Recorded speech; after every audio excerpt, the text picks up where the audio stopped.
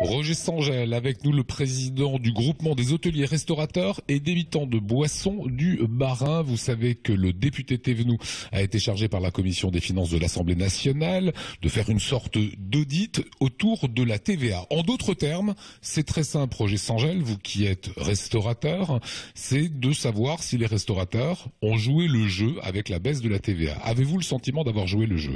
Alors, nous n'avons pas le sentiment, nous avons la certitude d'avoir joué le jeu. Et pour plusieurs raisons.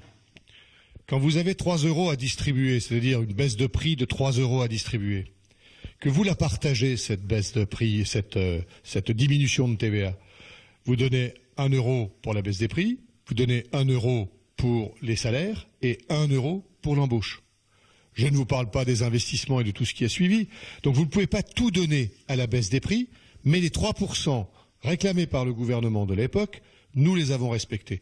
À 3 centièmes près, 2,97 les statistiques exactes de Bercy. C'est pas les nôtres. Alors selon le rapport parlementaire, les restaurants n'ont pas tenu leurs promesses. En tout cas, c'est ce qu'il dit. C'était baisse de la TVA contre une baisse des prix et des embauches. Ça a coûté 3 milliards à l'État. Et sur 20 000 emplois attendus, 5 000 à peine auraient été créés. Non, mais parce que monsieur le député pense qu'en période de crise, créer 20 000 emplois, c'est pas extraordinaire.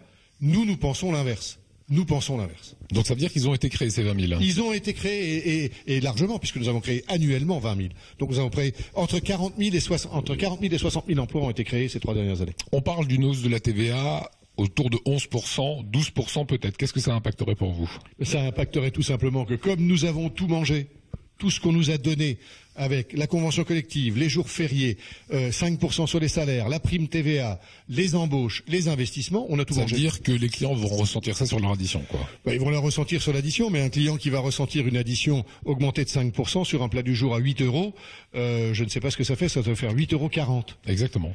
8,40 euros sur un plat du jour, alors que ce restaurateur, parce qu'on ne parle pas des restaurateurs des grands groupes ou de la ville, on parle aussi un peu des restaurateurs de la campagne, c'est un restaurateur qui tire le diable par la queue, qui sont à peut-être 2 SMIC, monsieur et madame, un SMIC, ou un peu plus qu'un SMIC, et qui vendent un plat du jour à 8,40, il faut en vendre des plats du jour pour gagner de l'argent. Qu'est-ce que vous proposez ?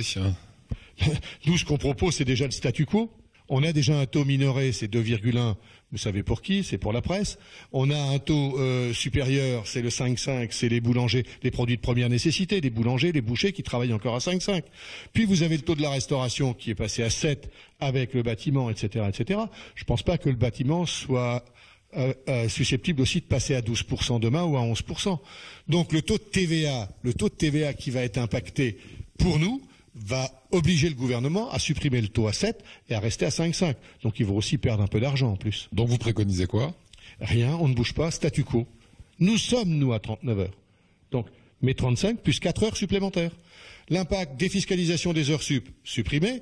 Charge sociale sur les heures sup, à payer. Un salarié payé au SMIC plus 1 point, puisque le SMIC n'existe plus chez nous, c'est 60 euros par mois qu'il perd. Un chef de cuisine va perdre jusqu'à 240 euros par mois.